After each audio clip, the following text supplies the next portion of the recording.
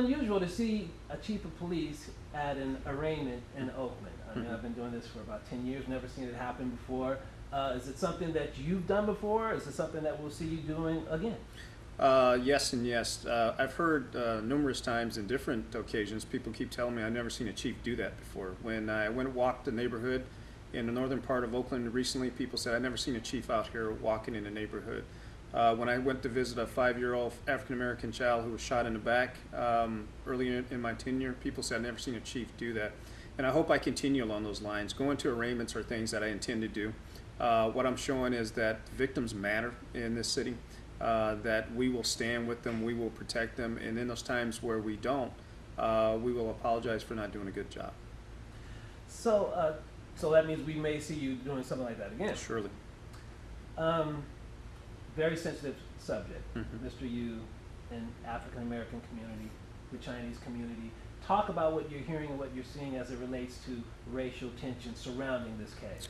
Well, what I'm picking up are probably the same things other people can see on the blogs and things that were written at the different TV stations, news stations, on their websites. And it's shocking to me. It's shocking to me some of the racial tension, some of the racial hatred that has been written down on some of the blogs and websites. And I think it's very important for us as leaders to come out front right now. I think it's very important that we watch what we say, that we don't perpetuate this sense. What I want to do and what I'm trying to move forward with is open up communications with the community. We're going to have a meeting in a very near future with the Chinese or Asian American community as a whole, specifically in Chinatown. And we're going to do a lot of listening as a police department to find out what we could do better to provide service. At the same time, I think at some given point in time, the two communities have to sit down and meet. What I am seeing from the African American community is nothing but positive comments coming out the opposite direction, taking accountability for actions and things that are going on in the community as a whole. And I think once we sit down as two groups, we'll find that we're trying to do the same things and go in the same directions. And not just for those groups, but for the city of Oakland as a whole. And it's time for Oakland to stop looking at itself as individual parts and come together as a city, as a family. And you sort of answered this question, but tell me what you see as OPD's role in facilitating that bridge between the two communities. Well, I think people traditionally see police departments as occupying armies who come in to enforce laws. I see that a little differently. I see the contemporary police department today is forging of relationships, is bringing groups together, is addressing policy issues, a totally different concept than what police departments have been in the past. I think for us today is sitting these groups down, making sure that we have credibility on both sides and open up communication. And as a third party, for us to learn and listen to for expectations. Talk about the tragedy in and of itself. I mean, you have a 59-year-old man here on city streets of Oakland, broad daylight, and he's attacked and subsequently dies as a result of the injuries. Should people be concerned to come to Oakland, like maybe this might happen to them? Right.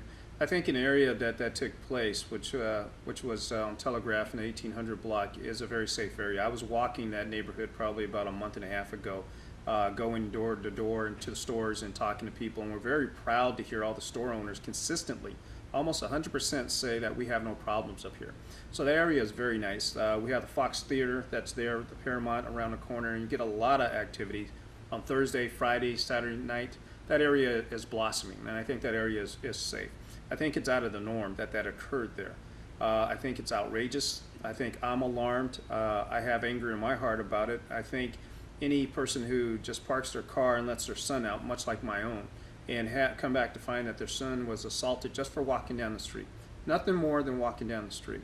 And I guess, maybe I may be a little too hardcore, but when people say, well, the young men were angry because life hasn't been right for them, I have no sympathy in that, because you had a bad day. You don't get to shoot someone, you don't get to stab someone, you don't get to hit someone in the face and kill them. You just don't get to do that, and it's not a viable excuse. Yeah, we have some hard times here. I came from South Central Los Angeles, like the both of us did. I came from a very impoverished environment. I had a lot of dysfunctionality around me, but that didn't give me the right to go out and injure someone else because of my pain, to have pain on someone else. So I don't buy that, and I don't give a whole lot of credence to it. Talk about the Yu family, the mother and the son, their thoughts as it relates to making sure that this doesn't get out of control as it relates to racial tensions. What role can they play, or have you heard they may play in trying to help facilitate? keeping things cool? Well, I met with the Yu family after the arraignment. One of the reasons I went to the arraignment is because I didn't have a chance to meet with the family. And so I met with them at the conclusion of yesterday's events.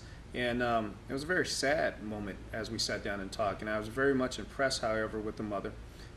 She's a very noble lady, carries herself with a tremendous amount of class. I don't know if I could be as gracious as she is during this event if I lost my life mate in a way that she lost hers suddenly. But all she said is that she wants this community to be in harmony.